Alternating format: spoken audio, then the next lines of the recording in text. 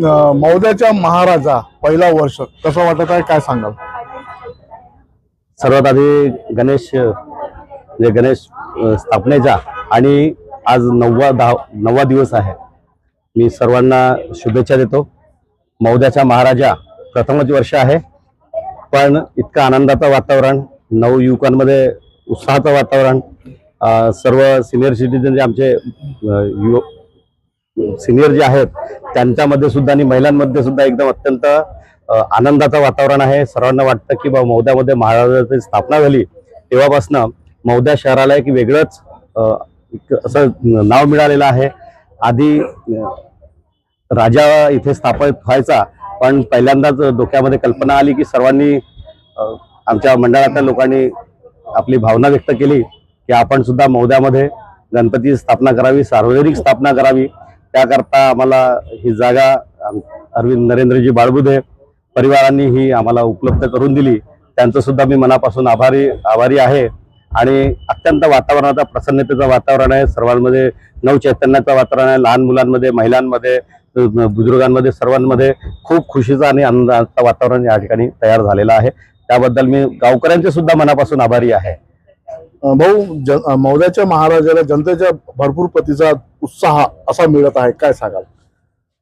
यामध्ये उत्साहाचं वातावरण जे मिळत आहे, प्रतिसाद जो मिळत आहे, यामध्ये नवयुवकांनी हा गणपती बाप्पा आपण स्वतः स्थापन केलेला आहे असं त्यांना वाटतंय, आपलेपणा वाटतंय. म्हणजे आपण स्वतः या गणपती बाप्पाची स्थापना केलेली आहे, त्यामुळे त्यांना वाटतं की आपण स्वतः आयोजक आहोत. यामुळे त्यांना एक इथे उत्साहाचं वातावरण आहे. काय काय कार्यक्रम सांस्कृतिक झालेले आहे आणि समोर कोणते कार्यक्रम आणखी होणार आहेत? आपण इथे सांस्कृतिक कार्यक्रमापैकी एक कवी संमेलनाचा अत्यंत चांगला कार्यक्रम या ठिकाणी घेतलेला आहे. प्रयागराज आणि बाहेरून सर्व कवी संमेलन बोलवले होते. कालच पोवाड्याचा या ठिकाणी कीर्तनाचा कार्यक्रम झालेला आहे. भारुडाचा कार्यक्रम आयोजित केला होता, पण पावसामुळे आपण ते करू शकलो नाही. आणि आता 8 तारखेला महाप्रसादाचं आयोजन आहे, 9 तारखेला बाप्पांचं विसर्जन आहे. या निमित्तानं पूर्ण सर्व गावकऱ्यांना, तालुकावासियांना मी विनंती करतो की महाप्रसादाकरता आणि आपण विसर्जनाला सुद्धा आपण या ठिकाणी उपस्थित राहावं. मौद्याच्या महाराजाला आज महसूल मंत्री श्री चंद्रशेखर बावनकुळे यांनी भेट दिली, काय सांगाल? आज महसूल मंत्र्यांचा आज दौरा या ठिकाणी तालुक्यामध्ये, त्यांची विधानसभा आहे. बावनकुळे साहेबांनी फोन करून सांगितलं की मी आज बाप्पांच्या दर्शनाला, महाराजाच्या दर्शनाला येत आहे. त्यामुळे सकाळीपासून मनात उत्सुकता होती की केव्हा येतील. नेमके ते आले आणि आज मंडळाच्या सर्व कार्यकर्त्यांना, महिलांचं भजन मंडळ सुद्धा या ठिकाणी होतं आणि सर्व कार्यकर्त्यांना भेटले, आम्हाला शुभेच्छा दिल्या, मंडळाच्या सर्व कार्यकर्त्यांना शुभेच्छा दिल्या.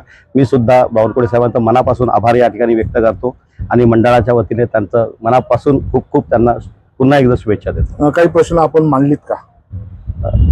प्रश्न गावकऱ्यांकरता जे आता काही उर्वरित कामं भरपूर झालेली आहेत. त्यांनी मौदा एक खेडागाव होता, मौद्या खेड्याला शहराचं रूपांतर केलं.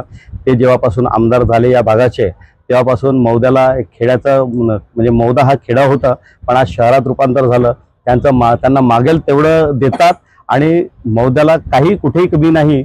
आणि म्हणून मागणे काय, त्यांचा स्वतःच ते एक जाणकार आहेत आणि मनातले प्रश्न लोकांचे ओळखून घेतात. किती काम कुठे पाहिजे आहे, कुठले कामाला किती निधी पाहिजे आहे, त्यांना बिना मागितल्याने ते सर्व देतात. त्यामुळे प्रत्येक वेळा मागण्याची गरज पडत नाही.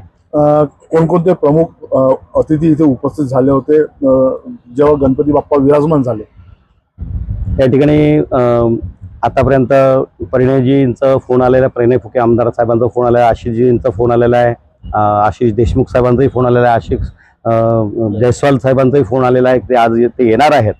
आणि आपले माजी खासदार कृपालजी तुमाने साहेब, पुन्हा आपले माजी आमदार टेक्केजी सावरकर, असे सर्व लोकांचे तहसील प्रशासन, शासकीय तहसील प्रशासनापैकी सर्वच लोक या ठिकाणी येऊन गेलेले आहेत. आपल्या मंडळातर्फे आपल्या कार्यकर्त्यांना, आपले काम करणाऱ्या लोकांना आणि जनतेला आपल्याकडून काय एक संदेश राहील? कार्यकर्त्यांना आणि जनतेला एवढंच राहील की आपण ज्या भावनेतून गणपती बाप्पाचं या ठिकाणी स्थापना केलेली आहे, ते विसर्जन होईपर्यंत आपण आपला संयम, आपला कुठल्याही प्रकारचा अपघात न होता म्हणजे सर्वांना सोबत घेऊन अत्यंत चांगला उत्साहाने गणपती बाप्पांचं पण विसर्जन करूया. 8 तारखेला महाप्रसादाचं नियोजन आहे, त्यामध्ये आपण सर्वांनी सहकार्य करावं, सर्वांनी उभं राहावं, एवढंच मी सर्वांनी या माध्यमातून मी सर्वांना विनंती करतो. कशा प्रकारची व्यवस्था भाऊ आपण केलेल्या होत्या? मनात कुठल्याही प्रकारची व्यवस्था नसताना सुद्धा किंवा नियोजनाचा कुठलाही मनात भाग नसताना अचानक पण एक 15 दिवसाच्या आतमध्ये आम्ही हे सर्व नियोजन केलं. कार्यकर्त्यांनी म्हटलं की आपण गणपती बाप्पाचं इथे स्थापना करावी आणि लगेच जसं जसं होतं गेलं तसं आपल्या पद्धतीनं त्या तयारीला आम्ही पुढे लागत गेलो आणि सर्व काम एकदम अत्यंत चांगल्या पद्धतीने होत गेले.